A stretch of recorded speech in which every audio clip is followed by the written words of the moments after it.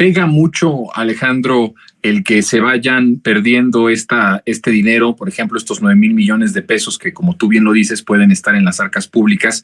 o, por ejemplo, estos 15,000 millones de pesos con la anulación de 13 de los 14 fideicomisos que se aprobó ayer en la Cámara de Diputados, pero que todavía falta un proceso legislativo, que es el Senado, y posteriormente las controversias constitucionales en donde el Poder Judicial va a ser juez y parte, y pues obviamente va seguramente, muy seguramente, terminar con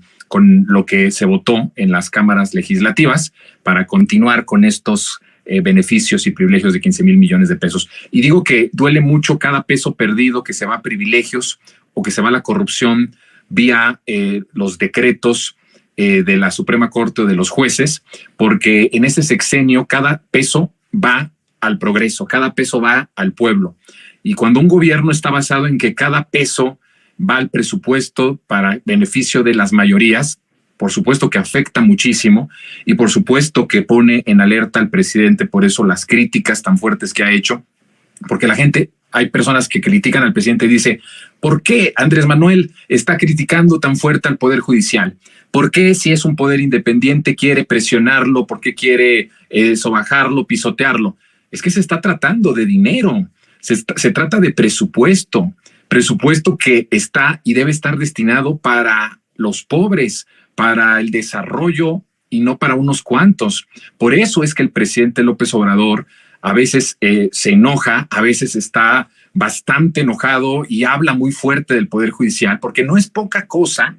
cuando este gobierno ha invertido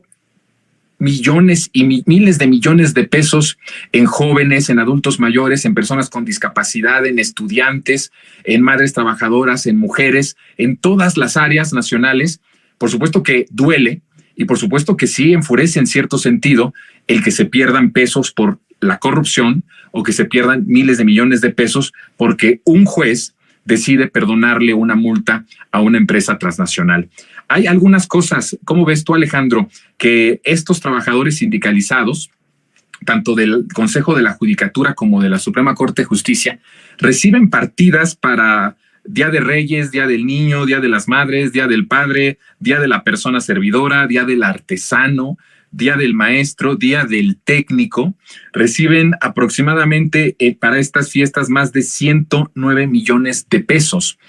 Si esto no es un privilegio, entonces, ¿qué es? Si esto solamente es un poquito de todo lo que se utiliza, de todo el dinero que se utiliza en cosas que no son necesarias y que podrían estar destinadas a la inversión pública, a la construcción de las obras de infraestructura que generan riqueza, que generan mayor igualdad en las poblaciones que históricamente han sido olvidadas. ¿Cómo ves esta parte de un gobierno que además me da mucho gusto, Alejandro, que sea tan celosamente presidente, tan celoso del presupuesto público, tan celoso del dinero, porque cada peso va para el pueblo? Y eso es una de las cosas que también tenemos que decir y que la gente sepa. No es porque tenga, como tú dices, una venganza en contra del Poder Judicial, no es porque odia al Poder Judicial, sino porque sus decisiones o sus indecisiones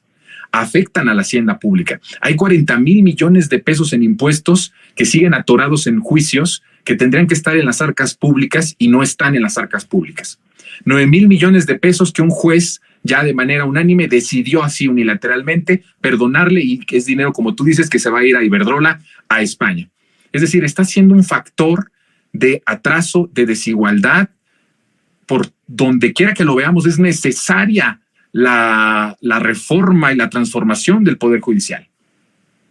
Sí, que no estamos hablando de ir hacia el comunismo, que tengamos, hablemos que desde el Estado se haga una redistribución de la riqueza absoluta, que todos ganen lo mismo, que estemos hablando de que no haya diferencias en los salarios entre los mandos medios, altos y bajos. No estamos hablando ni siquiera de eso. Por eso es que el presidente Andrés Manuel López Obrador,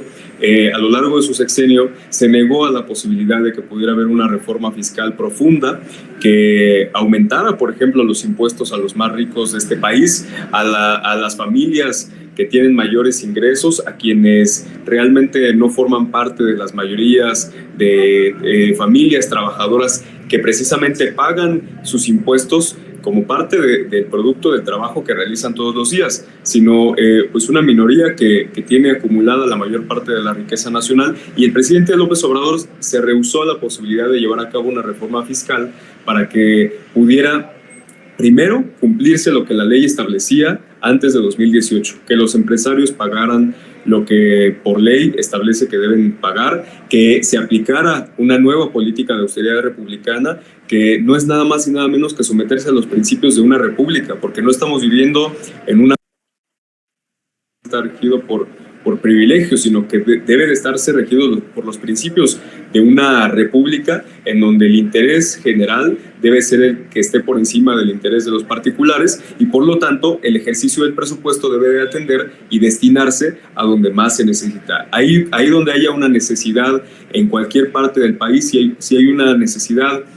en la administración y en la impartición de justicia, si hay una necesidad en la atención de programas sociales, en la construcción de obras de infraestructura para conectar carreteras con los poblados más alejados del país, que todavía tenemos muchas comunidades del país en donde no hay los servicios más elementales, en donde no hay escuelas, no hay un sistema de salud pública que pueda cubrir las necesidades de todas y todos. Precisamente estamos ahorita en marcha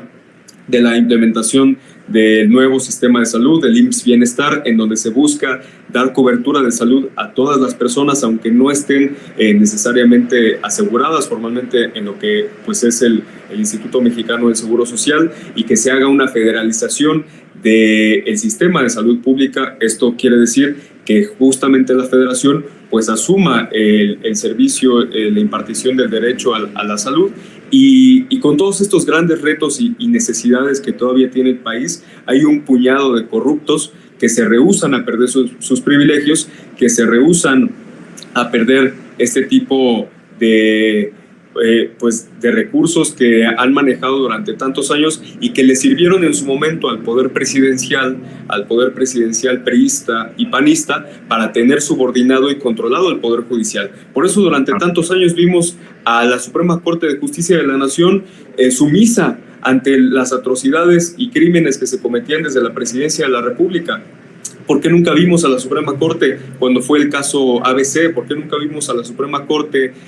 ahí protestar cuando se declaró la guerra contra el narco y se violaron tantas disposiciones constitucionales? ¿Por qué no vimos a la Suprema Corte manifestarse cuando impusieron la reforma energética con Enrique Peña Nieto, que era claramente no solo inconstitucional, sino anticonstitucional,